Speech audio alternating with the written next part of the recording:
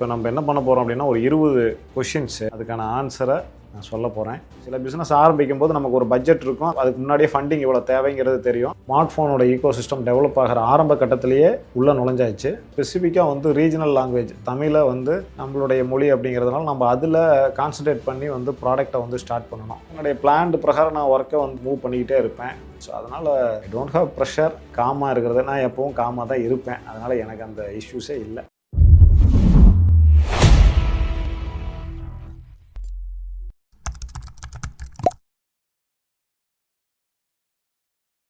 Welcome to Beyond Limits by Gokul. So இப்போ நம்ம என்ன பண்ண போகிறோம் அப்படின்னா ஒரு 20 கொஷின்ஸு, அந்த கொஷின்ஸை எடுத்துக்கிட்டு ஒரு 4 பார்ட்டாக பிரித்து 5 கொஷின் ஒவ்வொரு பார்ட் ஒரு வீடியோவாக பிரித்து அதுக்கான ஆன்சரை நான் சொல்ல போகிறேன். ஸோ இது பிஸ்னஸுக்கு இந்த கொஷின்லாம் உங்களுக்கு எப்படி பயன்படும், இது என்னுடைய லைஃப் ஸ்டோரியாக இருக்கலாம் அல்லது பிஸ்னஸில் ஸ்ட்ரகிளிங்காக இருக்கலாம். ஸோ இதை பற்றியெல்லாம் நம்ம ஒவ்வொரு கொஷினும் பார்க்க போகிறோம். We start with the 20 questions. Sir, company start பண்ணும்போது நீங்கள் ஃபேஸ் பண்ண பிக்கஸ்ட் ஸ்ட்ரகிள் என்ன? பிக்கஸ்ட் ஸ்ட்ரகிள் அப்படின்னா ஃபண்டிங்னு சொல்லலாம். ஏன்னா நான் இதை ஒரு பிளான்டாக நம்ம ஸ்டார்ட் பண்ண கிடையாது.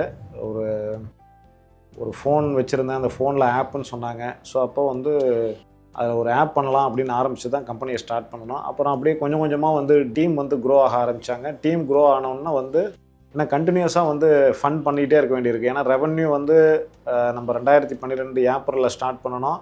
ஃபஸ்ட்டு ரெவன்யூ எனக்கு ப்ராபப்ளி 2013 ஏப்ரலில் அது ஆட் ரெவன்யூ மூலிமா தான் வந்துச்சு. அந்த ஆட் ரெவன்யூலாம் ஒரு $5 அந்த மாதிரி தான் வந்துகிட்டு இருந்தது. டீம்ஸே ஒரு 10-15 பேருக்கு மேலே போயிட்டாங்க. ஸோ அப்போ அவங்களுக்கெல்லாம் சேலரி கண்டினியூஸாக கொடுக்கணும், லேப்டாப் வாங்கணும், கோயம்புத்தூரில் ஒரு ஆஃபீஸ் போட்டோம். ஸோ அந்த ஆஃபீஸில் வாடகை, ஸோ இந்த மாதிரி எக்ஸ்பெண்டிச்சர் நிறையா ஆச்சு. எவ்வளவு செலவாகும் அப்படிங்கிறதே நமக்கு தெரியாது. இப்போ சில பிஸ்னஸ் ஆரம்பிக்கும் போது நமக்கு ஒரு பட்ஜெட் இருக்கும், அதுக்கு முன்னாடியே ஃபண்டிங் இவ்வளோ தேவைங்கிறது தெரியும். இப்போ நான் அப்படியெல்லாம் பிளான் பண்ணி ஸ்டார்ட் பண்ணல, அதனால் அது ஸ்ட்ரகிள். பட் மற்ற கம்பெனின்னு எடுக்கும்போது சில பேருக்கு டீம் ஸ்ட்ரகிளாக இருக்கலாம், சில பேருக்கு அந்த சேல்ஸில் ஸ்ட்ரகிளாக இருக்கலாம். ஸோ இந்த மாதிரி பட் எனக்கு என்ன பர்சனலாக பார்க்கும்போது funding is the biggest struggle. Initial ஸ்டேஜில் பீப்புள் ட்ரஸ்ட் கெயின் பண்ணுறதுக்கு டிஃபிகல்ட்டாக இருந்துச்சா? அது எப்படி நீங்கள் ஓவர் கம் பண்ணீங்க? நித்ராவை பொறுத்த வரைக்கும் ஒரு அட்வான்டேஜ் என்ன அப்படின்னா, அது ஒரு ஃபஸ்ட் மூவர் அட்வான்டேஜாக நாங்கள் உள்ளே வந்துட்டோம். ஒரு ஆண்ட்ராய்டு ஈகோ சிஸ்டம் அல்லது ஒரு ஸ்மார்ட் ஃபோனோட ஈகோ சிஸ்டம் டெவலப் ஆகிற ஆரம்ப கட்டத்திலேயே உள்ளே நுழைஞ்சாச்சு. அதில் இன்னொன்று நம்ம ஸ்பெசிஃபிக்காக ரீஜனல் லாங்குவேஜ் தமிழை நம்மளுடைய மொழி அப்படிங்கிறதுனால நம்ம அதில் கான்சன்ட்ரேட் பண்ணி ப்ராடக்டை ஸ்டார்ட் பண்ணணும். ஸோ அதனால் அன்றைக்கி காம்படிஷன் கிடையாது, லிமிட்டட் ஆப்ஷன்ஸ் தான் யூஸருக்கு இருந்தது. இப்போ ஒரு டிக்ஷனரினா அது நம்ம 2-3 டிக்ஷனரி தான் இருந்தது. காலாண்டர் அப்படின்னா ஒரு 2-3 காலாண்டர் தான் இருந்தது. காலாண்டர் நிறையா இருந்ததாலும் கொஞ்சம் ட்ரஸ்ட்டு கொண்டு வர அளவுக்கு நம்ம ப்ராடக்ட்லேயும் நிறையா ஃபியூச்சர்ஸை கொடுத்துருந்தோம். ஸோ மார்க்கெட்டிங்லேயும் கொஞ்சம் அக்ரெசிவாக நம்ம பண்ணணும். இப்போ நம்ம காலாண்டரே பார்த்தீங்கன்னா நம்மளுடைய நித்ரா தமிழ் காலாண்டர் 2.5 கோடி டவுன்லோட் ஆகிருக்கு. நம்மளுடைய நியரஸ்ட் காம்படிட்டர் இன்னும் 1 crore கூட அவங்க டவுன்லோட் இன்னும் ரீச் பண்ணலை. ட்ரஸ்ட் எப்படி கெயின் ஆகும்னா, போய் ஒருத்தர் யூஸ் பண்ணிவிட்டு அவங்க அந்த ப்ராடக்ட் நல்லா இருக்குது அப்படின்னு நம்ம சொல்லும் போது அது மற்ற யூஸருக்கும் ஈஸியாக ரீச் ஆகிருச்சு. அதோட அப்போ அன்றைக்கி வாட்ஸ்அப்பில் ஷேர் பண்ணுற ஆப்ஷன்லாம் நிறையா வச்சுருந்தோம். ஒரு கண்டென்ட் போகுது, ஒரு நோட்டிஃபிகேஷன் போகுதுன்னா அதை படிச்சுட்டு அவங்க ஷேர் பண்ணுறது மூலியம் ஆர்கானிக் டவுன்லோட்ஸும் நிறையா இருந்தது. ஸோ அதனால் காம்படிஷன் கம்மியாக இருக்கிற டைமில் அந்த ட்ரஸ்ட்டை கொஞ்சம் ஈஸியாக பில்ட் பண்ணிட்டோம். அதனால் அதில் ஒன்றும் ரொம்ப கஷ்டம்லாம் படலன்னு நினைக்கிறேன். ஸோ அப்புறம் அது பிராண்டாக எவால்வ் ஆயிடுச்சு. நம்மளுடைய நிறையா ப்ராடக்ட்ஸ் நம்ம கொண்டு வர ஆரம்பித்தோம். ஃபஸ்ட்டு டிக்ஷனரி போட்டோம், தென் டிஎன்பிஎஸ்சிக்கு ஆப் போட்டோம், காலாண்டர் போட்டோம், ஜாப்ஸ் போட்டோம், மேட்ரிமோனி போட்டோம், இப்போ கூட விவசாயம் போட்டிருந்தோம். இப்போ கூட ரீசெண்டாக நித்ரா ரைட் அண்ட் நித்ரா பூமி 2 ஆப் ரிலீஸ் பண்ணியிருக்கிறோம். ஸோ அப்போ நித்ராங்கிறது ஒரு தமிழ்நாடு ஃபுல்லாக ஒரு ஹவுஸ் ஹோல்டு நேமாக உருவாயிடுச்சு. ஸோ அதனால் ட்ரஸ்ட்டு அவ்வளவு பெரிய கஷ்டப்பட்டு கொண்டு வரல, ஈஸியாக வந்துட்டு. ஏன்னா அந்த ஈகோ சிஸ்டத்தில் நம்ம ஃபஸ்ட் அப்படிங்கிறதுனால நமக்கு ஒரு அட்வான்டேஜ் இருந்தது. பிஸ்னஸில் டஃபஸ்ட் டிசிஷன் எடுத்த மூமெண்ட் எது சார்? 2012 ஏப்ரலில் கம்பெனியை ஸ்டார்ட் பண்ணணும். அப்போ ப்ரைவேட் லிமிட்டடெல்லாம் ரிஜிஸ்டர் பண்ணல, ஜஸ்ட்டு அப்படியே பண்ணிகிட்டு இருந்தோம், அப்படியே மூவ் ஆகிட்டு இருந்தது. அப்போ என்ன பண்ணியிருந்தோம்னா, காலேஜுக்காக ஒரு ஆப்ஸ் பண்ணியிருந்தோம். ஸோ அதை ஒரு ஃப்ரெண்டுக்கிட்ட காட்டும்போது அவர் இது நல்லா இருக்குது, நம்ம மற்ற காலேஜஸ்க்கும் எடுத்துகிட்டு போகலாம். நம்ம ஏன்னா ஒரு பாலிடெக்னிக்கில் ரன் பண்ணிகிட்டு இருந்தோம், அந்த பாலிடெக்னிக் ஸ்டூடெண்ட்ஸ்க்காக பண்ணியிருந்தோம். அவர் மற்ற காலேஜுக்கு எடுத்துகிட்டு போகலான்னு சொன்னார்.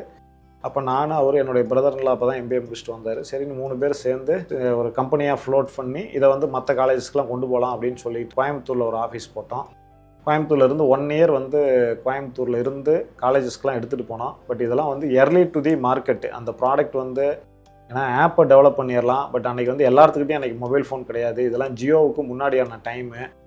ஸோ அப்படிங்கிற பட்சத்தில் வந்து இது early to the மார்க்கெட்னால வந்து அடாப்ஷன் வந்து காலேஜஸில் கொண்டு போக முடியல. ஸோ அதனால் வந்து எவென்ச்சுவலி 2014 அரௌண்ட் ஏப்ரல் மேலே வந்து நாங்கள் வந்து கோயம்புத்தூர் ஆஃபீஸை ஷட் டவுன் பண்ணிடலாம் அப்படிங்கிற மாதிரியான ஒரு முடிவுக்கு வந்தோம். ஸோ இது வந்து இந்த நித்ராவோட ஹிஸ்ட்ரியில் அது ஒரு டஃபஸ்ட்டு பாயிண்ட்டு. கம்பெனிக்கு மேஜர் செட்பேக் இல்லை ஃபெயிலியர் வந்த நேரம் இருக்கா? அப்போ உங்கள் மைண்ட் செட் எப்படி இருந்துச்சு? செட்பேக்கு, ஃபெயிலியர் இதெல்லாம் part and parcel of entrepreneurship. தொழில் முனைவுன்னு வந்துட்டால் கண்டிப்பாக ஏற்ற இறக்கங்கள் இருந்தே தீரும். எல்லா டைமும் வந்து ஏற்றத்தோடு நம்ம வந்து நடத்த முடியாது. 2019 நமக்கு ஆக்சுவலாக வந்து நம்மளுடைய ஆப்ஸ் எல்லாமே மோஸ்ட்லி வந்து ஆட் பேஸ்டாக இருந்தது. அதுக்கப்புறம் ஒரு 2018 தான் வந்து ஜாப்ஸில் வந்து உங்களுடைய அட்வர்டைஸ்மெண்ட்டை ஜாப் வேகன்சியை லிஸ்ட் பண்ணுறதுக்காக அமௌண்ட் வந்து சார்ஜ் பண்ண ஆரம்பித்தோம். 2019 கடைசியில் பார்த்தீங்க அப்படின்னா வந்து கூகுள் ஆட் மோப் அப்படி அந்த ஆட் வழியாக தான் நமக்கு வந்து ரெவன்யூ வந்துகிட்டு இருந்தது, அந்த ஆட் ஷோ பண்ணுறது மூலிமா. ஸோ அவங்க வந்து ஒரு பாலிசி வயலேஷன் சொல்லிவிட்டு ஜனவரி 2020 அப்போ வந்து அக்கௌண்ட்டை சஸ்பெண்ட் பண்ணிட்டாங்க. அமௌண்ட்டும் நிறைய வர வேண்டியிருந்தது. அதுக்கடுத்தது பார்த்தீங்கன்னா மார்ச்சில் வந்து கோவிட் வந்துருச்சு, டோட்டல் லாக்டவுன். ஸோ டோட்டலாக கூகுள்லேருந்து வர வேண்டிய அமௌண்ட்டும் வரல. அதுக்கப்புறம் கூகுள் ஆடையும் ப்ளேஸ் பண்ண முடியல. ஜாப்ஸும் வந்து அப்போ தான் கொஞ்சம் கொஞ்சமாக ரெவன்யூ இன்க்ரீஸ் ஆகிட்டு இருந்தது. அதுவும் வந்து எல்லாமே லாக்டவுன் ஆனோம், யாருக்கும் ஆள் தேவைப்படலை.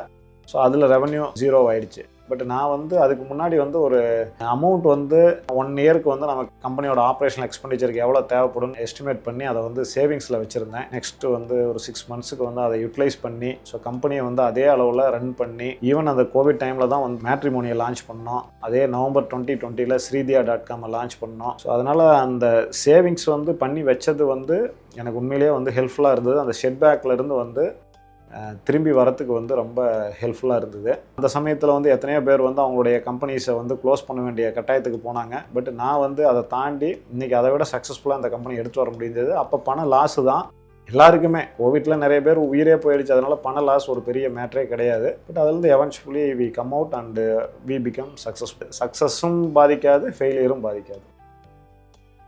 சார், ப்ரெஷர் அதிகமாக இருக்க சுச்சுவேஷனில் காமாக இருக்க நீங்கள் என்ன பண்ணுவீங்க? முதல்ல வந்து இப்போ ஒர்க் லைஃப் பேலன்ஸ் அப்படின்னு சொல்லுவாங்க. அதுதான் நாராயணமூர்த்தி ஒரு இன்டர்வியூவில் சொல்லியிருந்தார்.